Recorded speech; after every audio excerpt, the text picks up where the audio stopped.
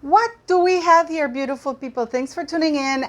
Before we start, I would like to say thank you so very much for having you guys here. I was going through my old videos and I can't believe you follow me.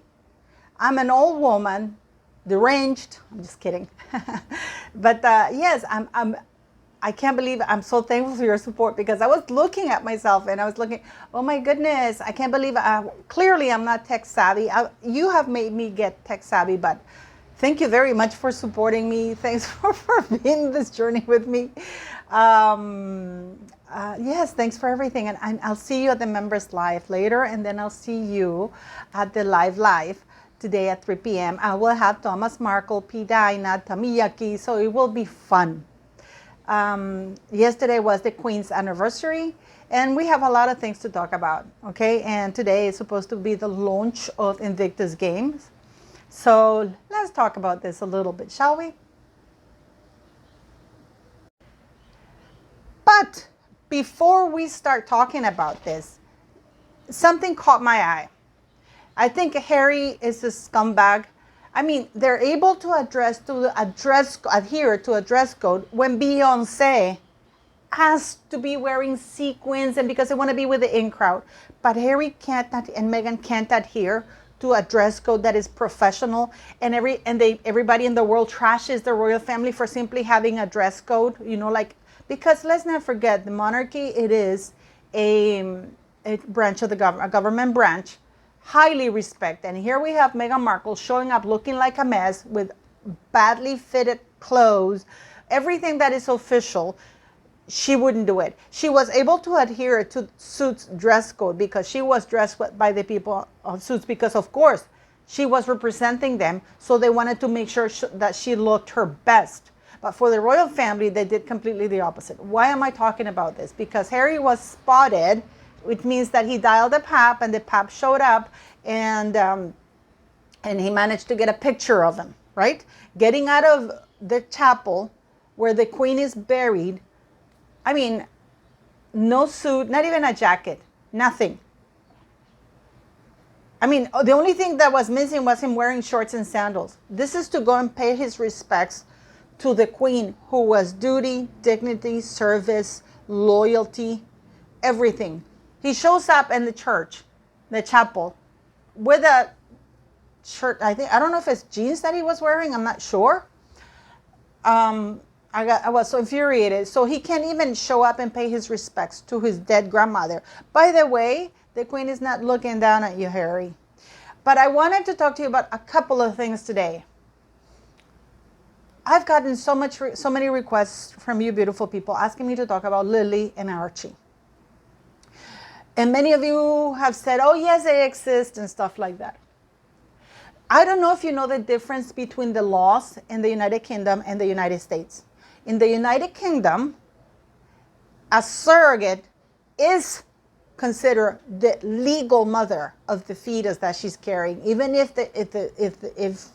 she has a contract. Contracts do not apply in the UK for surrogates, okay? Because the person who carries the child and the person who gives birth to the child is the legal mother.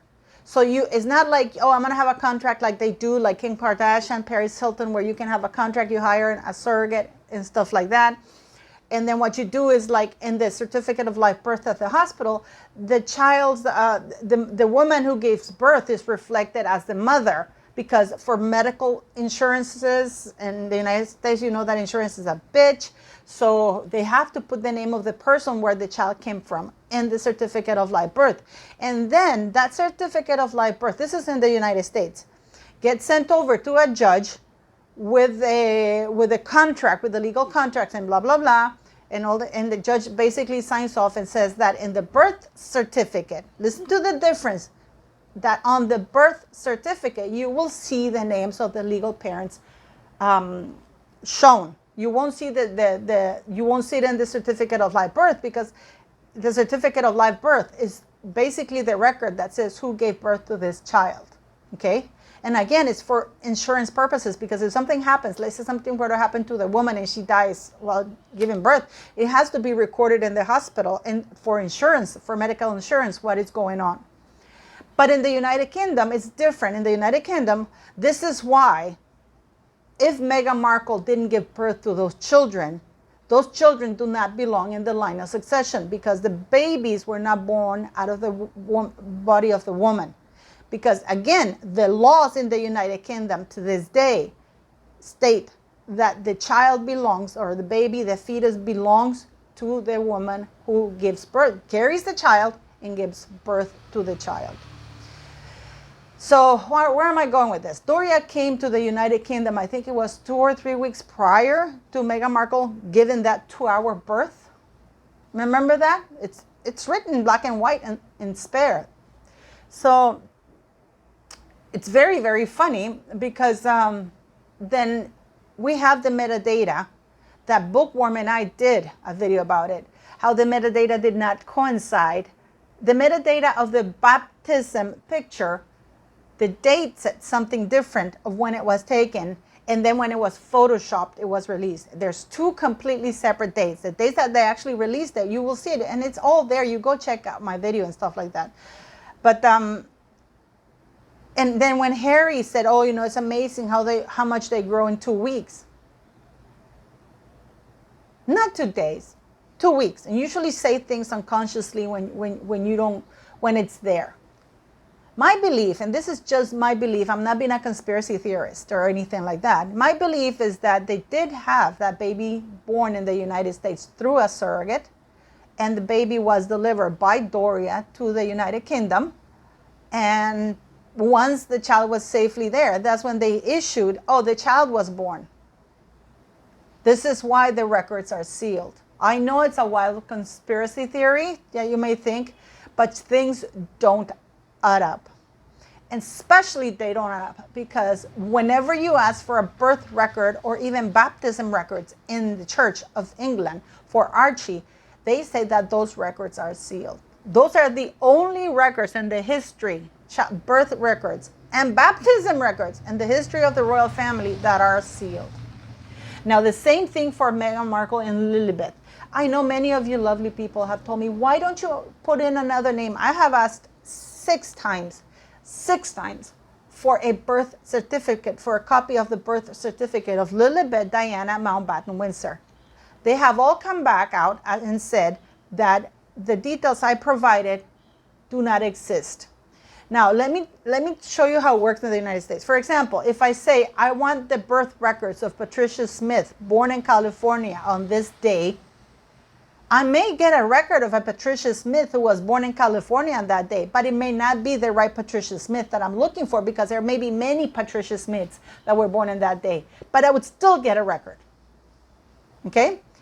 With Lilibet Diana Mountbatten Windsor, I don't get a record of anything. I get told that no such record with those details exist, and to make sure that if I want to submit another request, that the names are correct.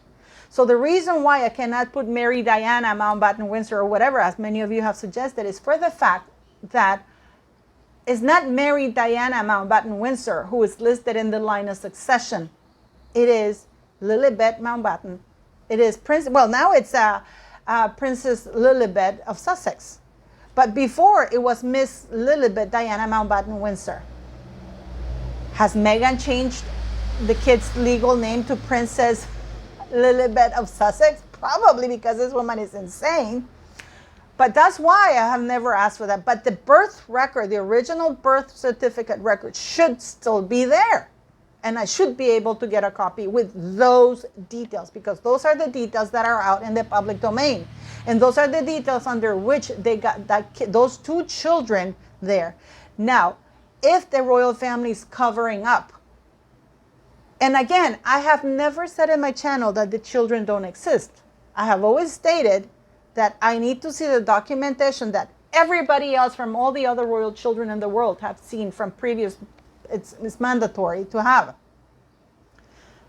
to verify the legality of them being in the line of succession. That has always been my beef. Why are the royal family not presenting those documents? Oh, take our word for it in Parliament. You should take their word, because they don't lie, right? So now what's really interesting, and I mean, leave me your comments, let me know what you think. Because if Lilibet was born, even if Lilibet was born in the United States to a surrogate, she still cannot be in the line of succession in the UK because she's still not born out of Meghan Markle's body. In the United Kingdom, did you know that even if those are your eggs and it's Harry's sperm, it's the woman carrying the child and the one who gives birth, the one who is the legal mother. And you have to go through like a proper adoption process, you know, and at any and the mother and the birth mother can at any point in time say, no, this is my kid and I'm keeping it, and there's absolutely nothing you can do about it. Nothing you can do about it. So I'm wondering if this is why Meghan Markle went to the United States to give birth to Lily there. Another red flag is that Bookworm and I also called out the hospital, and the hospital really had no idea what's going on. And the doctor who delivered Lily has suddenly retired. A thriving practice shut down after Meghan Markle's infamous childbirth. The woman has retired. A thriving practice without notice to any of her things, and she's not being sued by anybody. But what I wanted to talk to you about this is the following. The royal website has been updated once again. You go to Harry's thing, and it says the Duke of Sussex is fifth in line to the throne and the younger son of the Duke of King and Diana, Princess of Wales. He spent 10 years working in the armed forces, ending operational duties in 2015. During his service, he conducted 2 tours of duty to Afghanistan with the British Army, as announced in January 2020. The Duke and Duchess have stepped back as senior members of the royal family. They're balancing their time between the United Kingdom and North America, continuing to honor the duty to the King and Commonwealth and patronages. But that's not the part that I want to talk to you about. Okay? This is the part that I want to talk, because this has been recently updated. The Duke of Sussex is the younger son of the King and Diana, Princess of Wales. He was given the title the Duke of Sussex by the late Queen's, amazing, oh, yesterday I was crying so much, Queen Elizabeth II, on the date he married Miss Meghan Markle in May 2018. It's actually Miss Rachel Meghan Markle. The Duke and Duchess of Sussex have 2 children, Prince Archie of Sussex and Princess Lilibet of Sussex. Their official residence is Frogmore Cottage. But as announced in January 2020, the Duke and Duchess will spend the majority of time in North America following their decision to step back as senior members of the royal family. This was recently updated. So now they're not sharing their time between North America, no. His official residence, and this was recently updated. They updated Prince and Princess Lilibet of Sussex. They have changed that. Now they're sharing their time between North America and England. No. And people say, oh, they removed the HRH. No. The Duke, is very important for you to understand why the legal ramifications of this sentence. Their official residence is Frogmore Cottage. This was changed recently. Why is that important? For many reasons. Because that gives Harry domicile. And as long as he's domiciled in the United Kingdom, he can be regent in case anything happened to Charles and Prince William, which means that he literally will be king until George reaches the age of 18. He is, this is why he's still part of a Counselor of State. And people were saying, oh, he no longer has Frogmore. These people, I just want you to understand something, because people say, oh, they have so much to do. Buckingham Palace have top-notch people going through their websites. They don't put anything with a comma that's in the wrong place. The fact that they have changed that and said that their official residence is Frogmore, and now they're sharing the majority of their time in North America, following their decision to step back, is very telling. And it should worry you. Now, many of you have also rejoiced that Harry and Meghan are at the bottom of the website. Right now, I'm looking at the website directly, and we have the King, we have Camilla right below him, right next to her, Catherine. Below Catherine, we have, Lord and behold, Prince William. Does that mean that Catherine is higher than William? No. It's just a place on a website. So it doesn't really matter where Harry and Meghan sit on that website. They're still there. So people, if you don't understand what's going on here, you should be more concerned. We have now Invictus games, whether Meghan is showing up or not. We're going to talk about it in the live today. So I hope you come and join us because it's going to be very interesting. Okay. It is actually quite stressful, the fact that that here in Meghan Markle's biography, Education, they say the Duchess attended the Hollywood Little Red Schoolhouse from the ages of 2 to 11 and began her secondary education at Immaculate Heart High School in 1992. She went on to double major in theater and international relations at Northwestern University, when we already know that's a lie. She did not get a double majors in international relations because that major does not exist, nor has it ever existed at Northwestern University. Only a master's. They can offer you a master's in international relations, but as a major, it has never existed. Theater and she got a degree in communications, majoring in theater. Okay, and then of course they have these things here, and they have her royal engagements and all of those things that you would expect from her there, right? That's her biography. You know, during her time at university, the Duchess completed an internship at the U.S. Embassy in Buenos Aires, where she learned to speak Spanish. She also studied French for 6 years.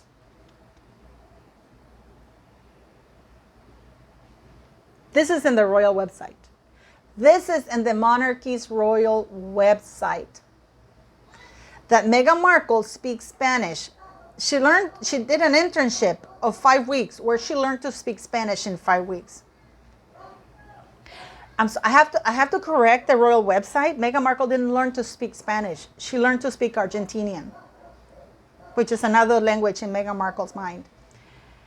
And she also studied French for 6 years. We have her on record, on different records, saying she studied it for 8 years and she studied it for 4 years. But the royal website says it's 6 years. I guess they wanted to reach a compromise here.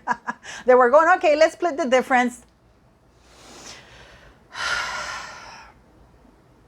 I mean, this is very embarrassing to even look at this website here.